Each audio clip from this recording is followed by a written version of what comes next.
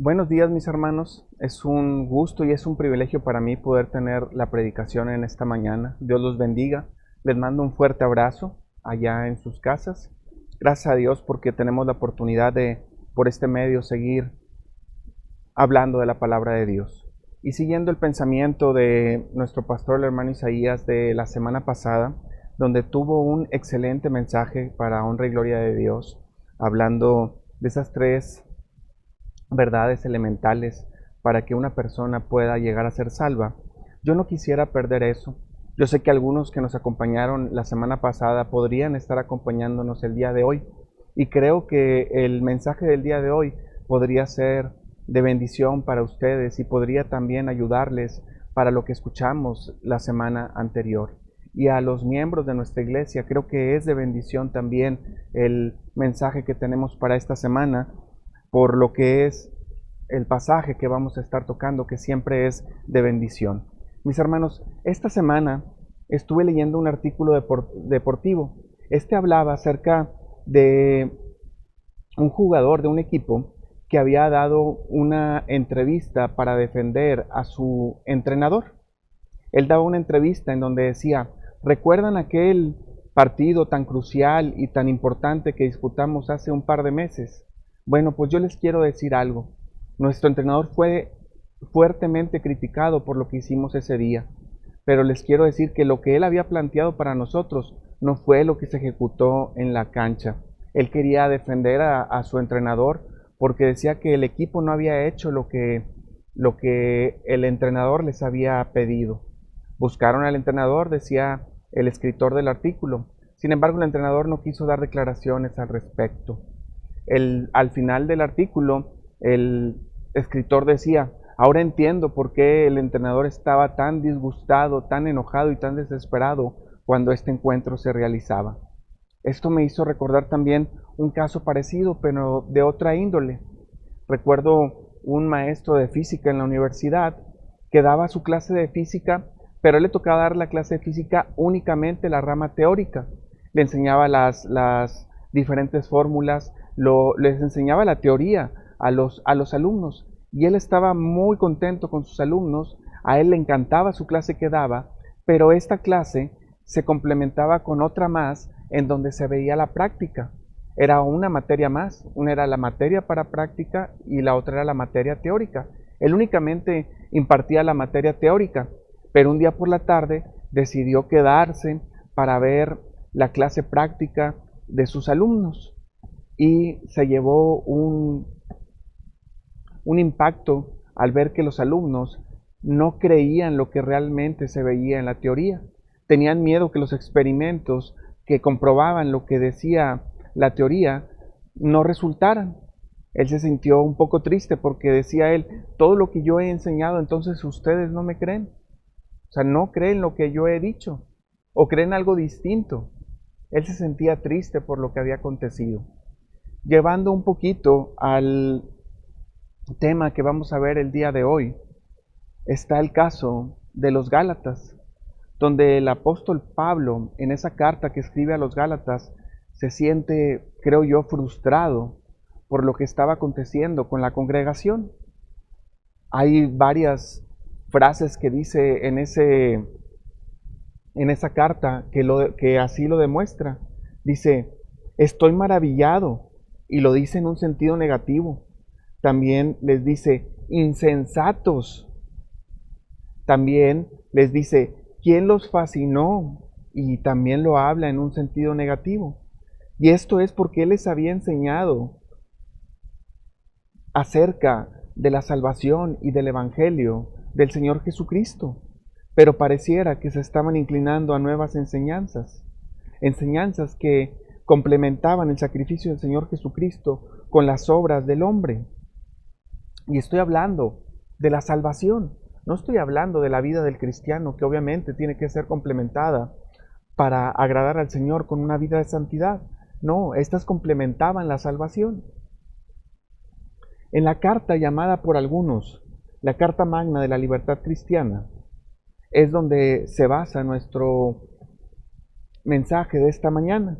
Nosotros únicamente veremos la porción que corresponde al capítulo 3 y versos del 1 al 5. Ya se leyó en esta mañana. Quisiera leerla ya que no es muy extensa para que la tengamos en nuestra mente y podamos ir avanzando en ella.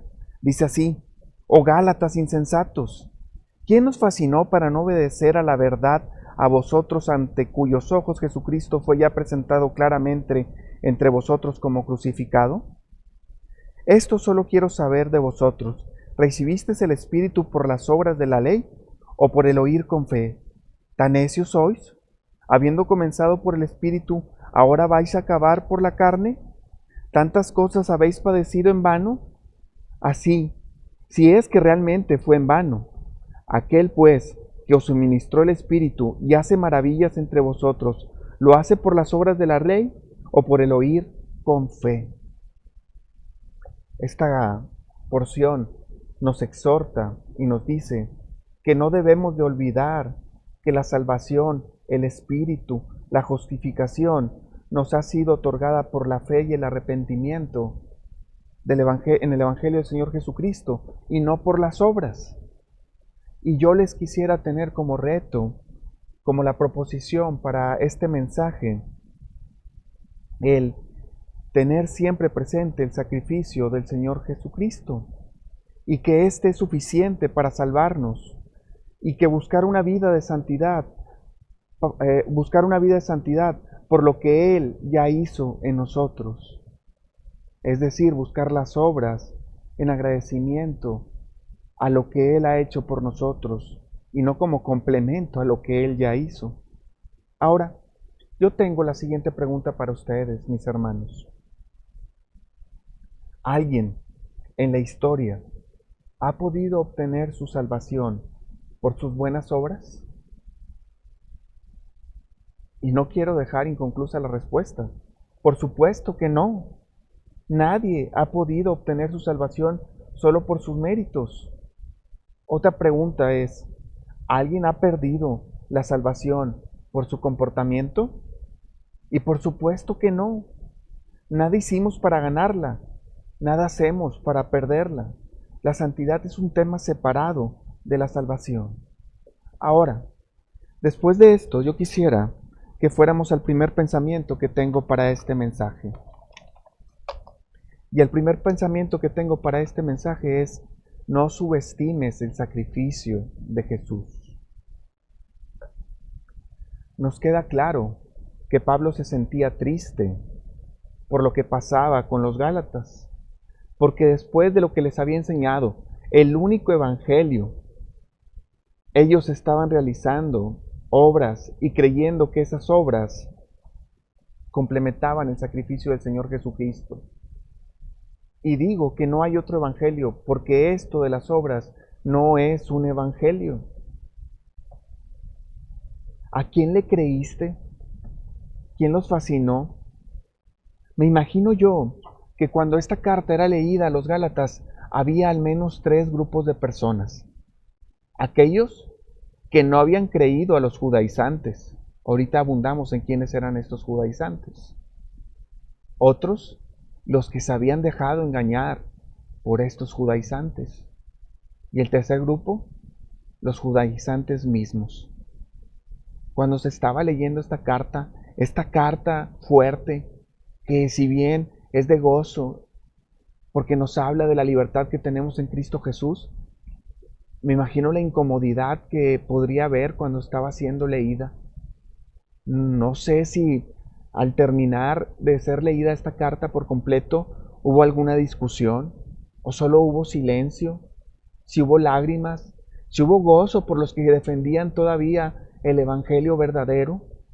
No sé cuál haya sido esta reacción, pero es una carta dura, pero es palabra de Dios. Y aquí es cuando nos damos cuenta que Dios utiliza cualquier circunstancia para traer bendición a nuestra vida, porque esta carta fue escrita en esas circunstancias donde el evangelio estaba siendo corrompido por estos judaizantes. Y a estos judaizantes, a los que yo llamo los engañadores, en los que quiero profundizar en este momento. Los judaizantes. Ellos no estaban en contra del sacrificio del Señor Jesucristo, no estaban en contra de Jesucristo. El problema de estos era que querían complementar el sacrificio del Señor Jesucristo con las obras del hombre, con la ley mosaica. Ellos le querían agregar a la ley, o más bien le querían agregar al sacrificio del Señor Jesucristo la ley. ¿Y por qué deducimos esto? Que le querían agregar la ley al Evangelio del Señor Jesucristo. Porque nos dice que se estaba predicando otro Evangelio diferente. Pablo dice, no me crean ni a mí si yo predicar algo distinto, si alguien está predicando algo distinto a que la salvación es única y exclusivamente por el Señor Jesucristo, no le crean. Por eso decimos que estos estaban predicando un Evangelio distinto. Y este Evangelio distinto estaba despreciando el sacrificio del Señor Jesucristo, lo estaba subestimando. ¿Por qué? Porque pareciera que el sacrificio del Señor Jesucristo no es suficiente para pagar por la vida de las personas, que está incompleto, que se tiene que complementar con las obras de la ley. Ahora, estos querían que los gentiles guardaran la ley, guardaran las fiestas nacionales judías. Querían que fueran circuncidados. Querían, por ejemplo, que celebraran la Pascua, cuando la Pascua es un recordatorio que Dios libertó al pueblo de Israel de la esclavitud. Ahora, estos judaizantes no eran exclusivos de los gálatas. Pablo había recibido rechazo de los judaizantes desde el principio. Había judíos que simplemente no reconocían a Jesucristo como Salvador, pero ahora está este grupo que sí reconoce a Jesucristo, pero lo que él hizo es apenas un complemento de la salvación para ellos. Recordemos que Pablo habla de otro evangelio, como les decía. Hoy, el día de hoy, también hay judaizantes, aunque yo los divido en dos grupos. Los que quieren que el cristiano cumpla la ley mosaica porque creen que esto es lo que le agrada a Dios. Y están los que creen que la ley mosaica es parte de la salvación y hablan del sacrificio de Jesucristo como si fuera un complemento o como si la ley fuera un complemento al sacrificio del Señor Jesucristo para poder obtener la salvación. Estos últimos son los que creo yo que son más dañinos. Ninguno de los dos está bien de ninguna manera, pero estos últimos hacen más daño. Porque que un cristiano cumpla la ley mosaica, pues no hay ningún problema. Tal vez está haciendo cosas que Dios no le está pidiendo. Sin embargo, pensar que el sacrificio del Señor Jesucristo no es suficiente, ese sí es un grave problema. Estos últimos que estaban en Galacia, estos últimos de los que hablaban como un sacrificio, es de los que estaban diciendo, ¿quién los ha fascinado? Y algo que nosotros tenemos que entender, todavía aparte como de no subestimar el sacrificio del Señor Jesucristo, es que Jesucristo ya pagó la deuda completa. Jesucristo no dio un abono por nuestra salvación. Jesucristo pagó por completo. Decir que se tienen que hacer obras para complementar la salvación del creyente es menospreciar su sacrificio. El sacrificio del Señor Jesucristo fue suficiente. Nos damos cuenta de lo que pasa cuando se predica un evangelio, si le podemos decir evangelio, al que le ponemos o complementamos con obras. Porque hoy en día, en nuestro país, en nuestro contexto, las personas creen que para que una persona pueda llegar al cielo o a obtener la salvación, es por obras. Si usted escucha a las personas, si usted platica con las personas, casi siempre están pensando que las obras son las que llevan a la salvación. Eso es lo que hay a nuestro alrededor. Ahora, cuando yo comparto el Evangelio, uno de mis versos favoritos para compartir el Evangelio es Efesios capítulo 2, versos 2, 8 y 9. Ahí deja claro que la salvación es por fe. Dice, por gracia sois salvos por medio de la fe, y esto no es de vosotros, pues es don de Dios, no por obras para que nadie se gloríe. Y después el verso 10 habla acerca de las obras. Dice, porque somos hechura suya, creados en Cristo Jesús para buenas obras, las cuales Dios creó de antemano para que anduviésemos en ellas.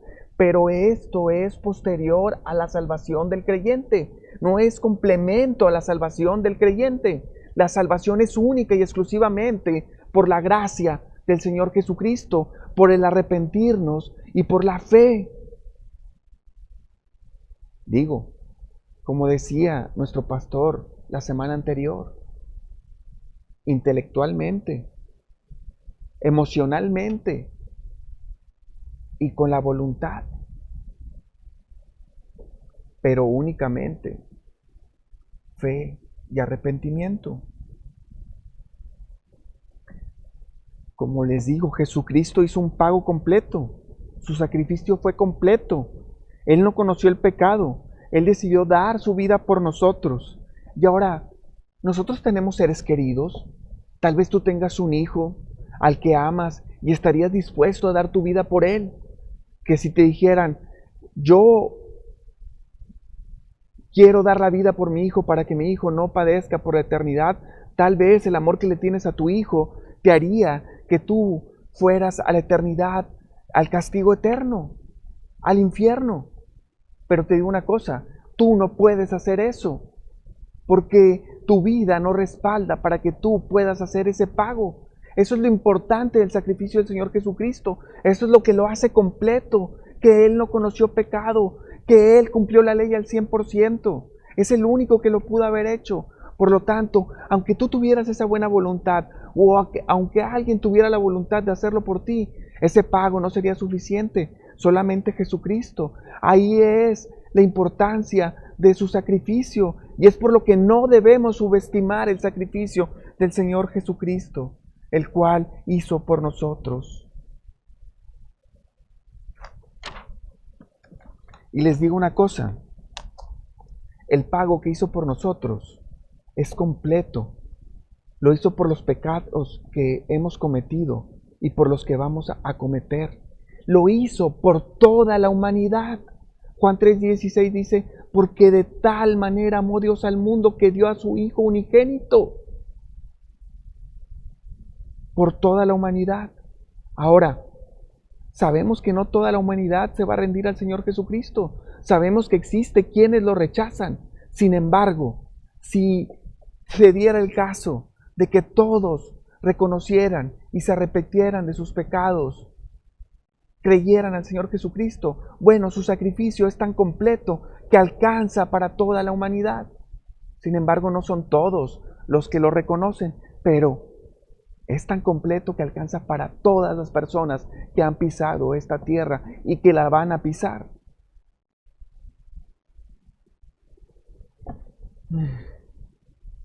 Hay algo interesante en el texto que estamos leyendo.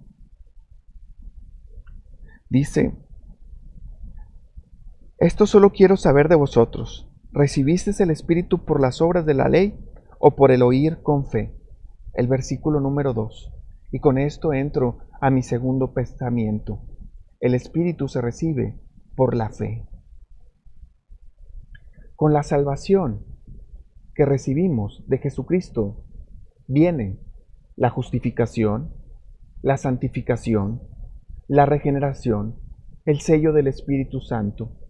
El Espíritu Santo se recibe al momento en que nosotros reconocemos a Jesucristo como único y suficiente Salvador y nos arrepentimos de nuestro pecado y ponemos nuestra fe en Él. Si nos situamos en el contexto histórico del que está hablando la carta, podemos derivar enseñanzas importantes con respecto a esto. Primero, que la ley nos salva, que por la ley no se recibe el Espíritu. La ley nos salva No salvaba en el tiempo de la iglesia primitiva, ni en el Antiguo Testamento, ni antes de la ley. Abraham creyó y le fue contado por justicia. Fue justificado por la fe, no por las obras. Pero entonces, ¿para qué está la ley si no salva? Dado que no estoy esperando hacer una serie de mensajes de la carta de los Gálatas, hay una serie de mensajes excelente en nuestra página de internet dada por nuestro pastor. Pero les puedo decir que más adelante dice que la ley fue añadida por causa de nuestras transgresiones, para que nosotros supiéramos que no somos dignos de presentarnos a Dios.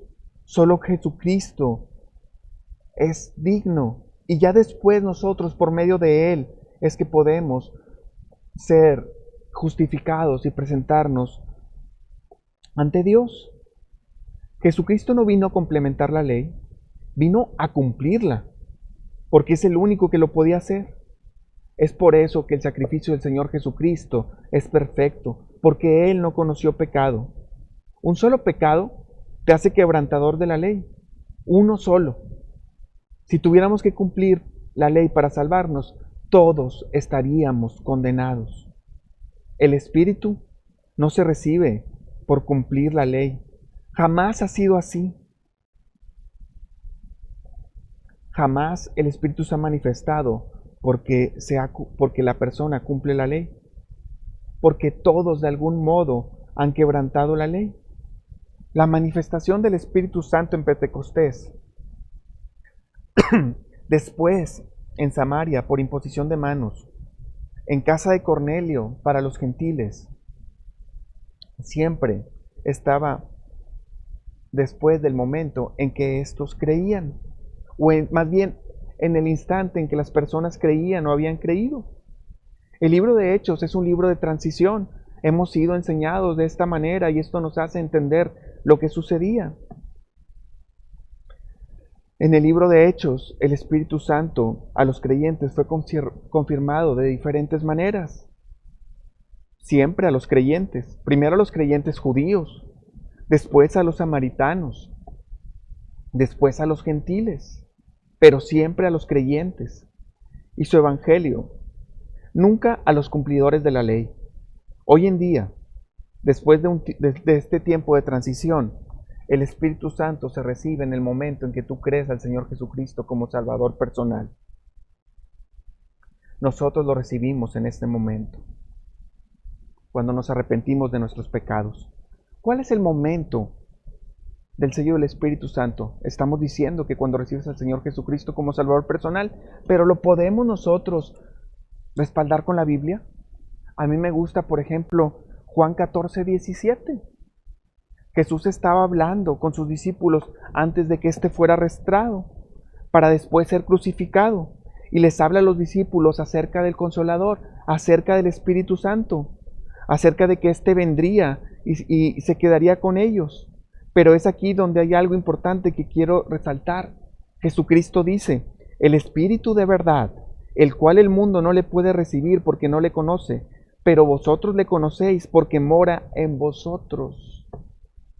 Ya moraba en los creyentes, ya moraba en la iglesia, ya moraba en los discípulos. El Espíritu Santo ya estaba en la iglesia. Su trabajo era diferente, porque el Señor Jesucristo aún seguía cumpliendo su ministerio. Pero cuando el Señor Jesucristo ya no estuviera, el ministerio del Espíritu Santo comenzaba.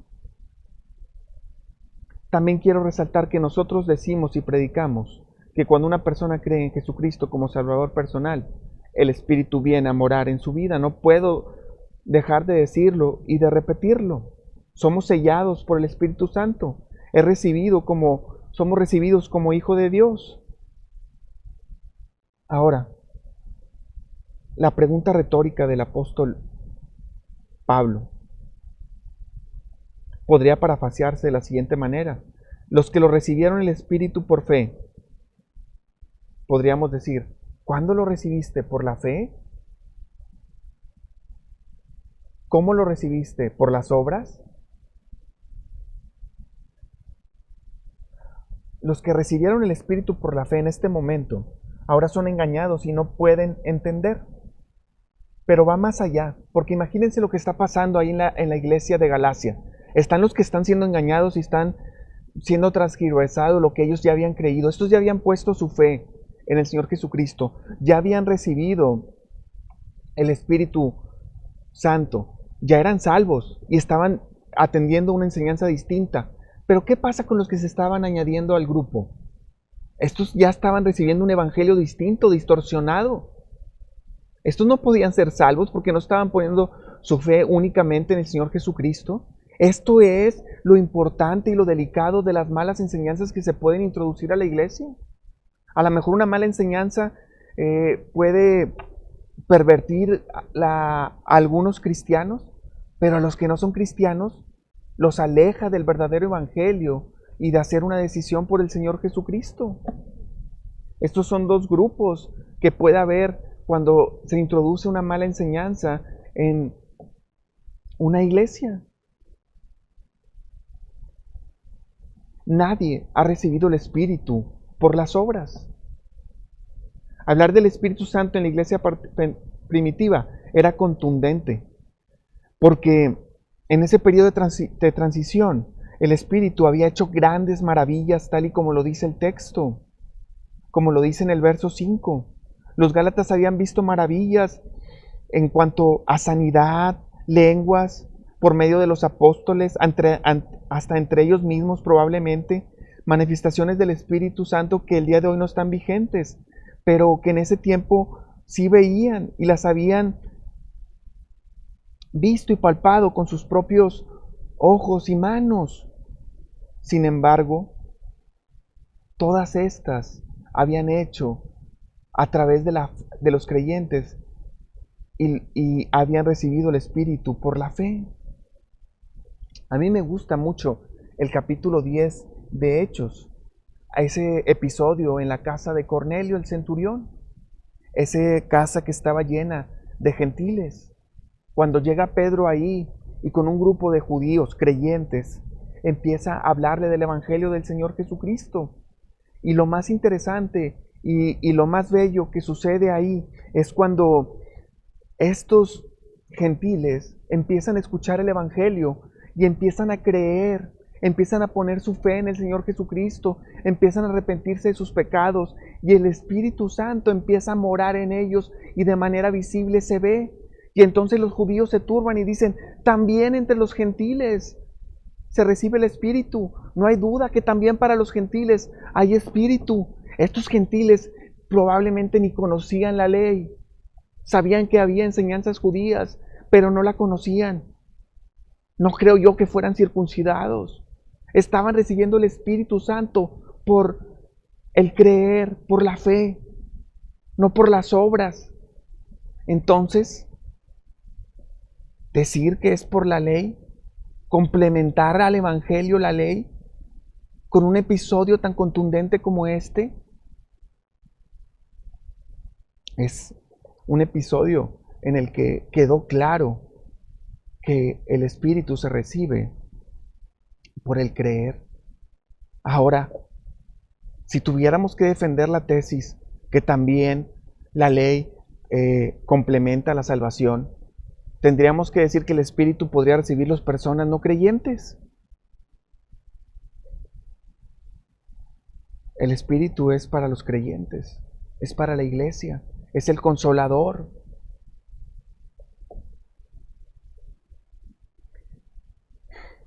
Tantas cosas que Pablo había enseñado a los Gálatas para que unos falsos maestros judaizantes estuvieran adulterando el Evangelio.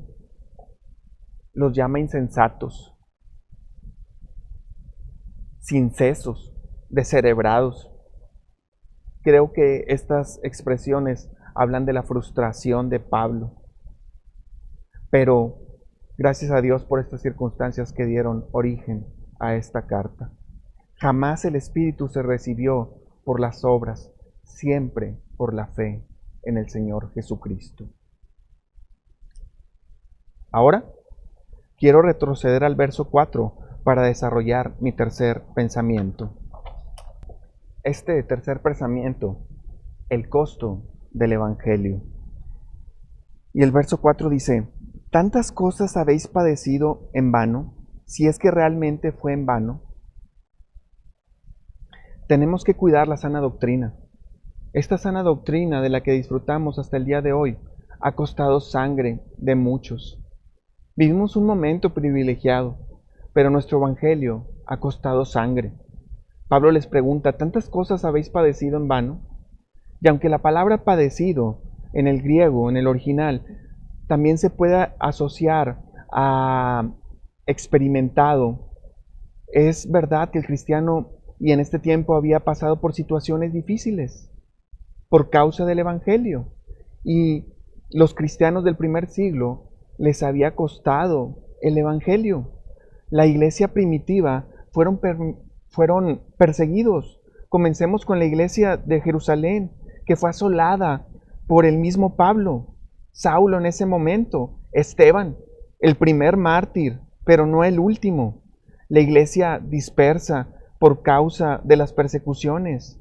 Ni digamos lo que Nerón hizo con los cristianos, los cuales fueron quemados, los cuales fueron echados a los leones y otros muchos padecimientos. Todos estos para que el evangelio verdadero se siguiera predicando. Esos cristianos que siguieron predicando el evangelio y que defendieron el evangelio verdadero, la pagaban en ocasiones con su vida.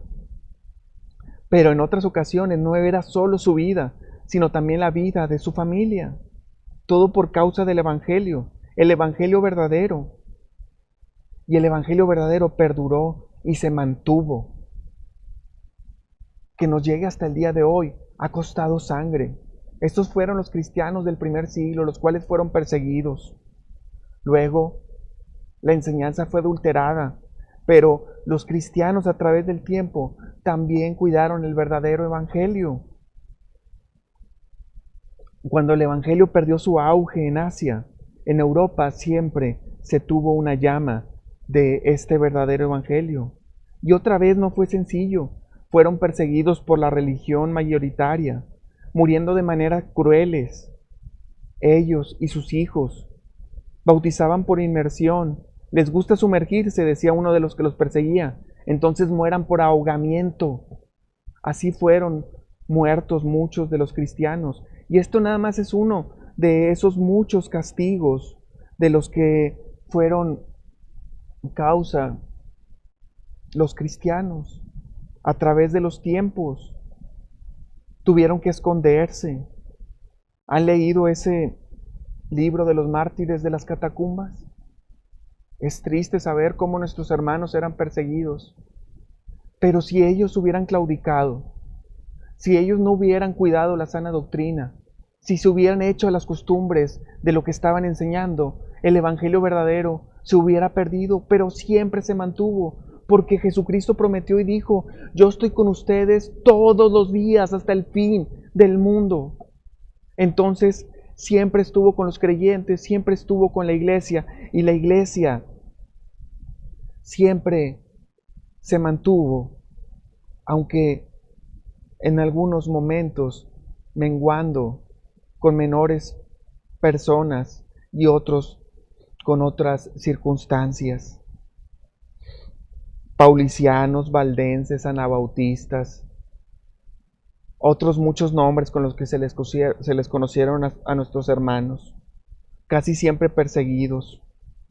Todo esto por causa del verdadero evangelio, el mensaje de Jesucristo como Salvador personal, el único y exclusivo mensaje del Señor Jesucristo, en donde poniendo su fe en Él era suficiente, en donde Él ya había pagado. Ahora, mis hermanos, esto que les estoy diciendo es antes del año 1500, antes de la Reforma Protestante. Estos no eran protestantes, estos eran la iglesia de Cristo verdadero que se había mantenido a través de los tiempos. Tantas cosas habéis padecido, decía, y como la palabra de Dios siempre es actual, para ellos también era actual. Imagínense que se filtrara entre ellos un evangelio distinto o que claudicaran para otras enseñanzas. Tantas cosas se hubieran padecido para que cayeran por otra cosa. Ahí la frustración de Pablo. Estaban hablando de cosas distintas. Mis hermanos, Cuidemos la sana doctrina. Gracias a Dios que la hemos tenido hasta el día de hoy. Porque otra cosa que les quiero decir, mis hermanos, es acerca de los cristianos de Berea. ¿Qué ha sucedido hasta el día de hoy para que el verdadero evangelio se siga predicando desde nuestro púlpito? Me cuenta mi padre que en la colonia Caracol les llovían piedras durante los cultos. En uno de nuestros primeros locales, con el pretexto de que iban a arreglar el local, fuimos echados. Personas que han llegado a esta congregación y se han ido porque han querido enseñar cosas diferentes. Y aquí se sigue predicando el evangelio de la gracia. Me encanta la carta de los Gálatas, pero le tengo muchísimo respeto a predicarla o a tocarla en este púlpito. Es la primera vez que lo hago, porque nuestro pastor, desde el año 2004 hasta el año 2005, predicó cerca de 20 mensajes de esta carta. Yo lo recuerdo. Este mismo fragmento fue predicado por él. Han pasado tal vez 20 años desde que se predicó, tal vez poco más. Y seguimos predicando el evangelio de la gracia. Yo estaba sentado en estas bancas que ustedes pueden ver detrás de mí, escuchando cómo la salvación ha sido por gracia. Así se ha mantenido. Así hemos tenido predicadores y siempre predicando una sana doctrina y cuidando esa sana doctrina. Y les digo algo, mis hermanos, si un día yo predico algo diferente, o si algún otro pastor predica algo diferente a lo que hemos enseñado desde este púlpito, que sea anatema. Yo mismo, tal como lo dice Pablo, si yo les predico algo diferente, a mí tampoco me crean. Somos salvos por la fe y el arrepentimiento. Y esto no es de vosotros, pues es don de Dios. Nunca, nunca, nunca por obras. Este evangelio ha costado sangre, ha costado tiempo, ha costado lágrimas para los cristianos del primer siglo, a través de los tiempos, para los cristianos de Berea. Es por eso que yo no quiero que subestimemos el sacrificio del Señor Jesucristo. Si tú no habías escuchado esto, déjame te digo que está basado en la palabra de Dios. Jamás una persona ha sido salva por las obras que realiza. Siempre, a través de los tiempos, ha sido por la fe y por el arrepentimiento. A manera de conclusión, mis hermanos, les quiero decir que el arrepentimiento y la fe son los únicos medios para ser salvos. No es por obras. La ley fue abolida por el Señor Jesucristo. Jamás una persona ha recibido el Espíritu Santo por las obras, siempre por la fe. No olvidemos que este mensaje que se predica hoy ha costado sangre. Cuidemos la sana doctrina, cuidemos el Evangelio del Señor Jesucristo. No subestimemos lo que Él hizo por nosotros, tratando nosotros de añadirle más a su sacrificio. Y la invitación es a que busquemos una vida de santidad. Porque el hecho de que entendamos que la salvación por gracia no indica que debamos de hacer lo que nosotros queramos. Tenemos que buscar una vida de santidad por amor a lo que Jesús hizo por nosotros, porque Él nos pide que seamos santos, para que demos testimonio a los demás con nuestras vidas y el verdadero evangelio pueda ser escuchado. También la invitación es a que cuidemos la sana doctrina. Prediquemos el evangelio verdadero, el evangelio de fe en el Señor Jesucristo. Nunca un evangelio por obras. Que Dios los bendiga, mis hermanos.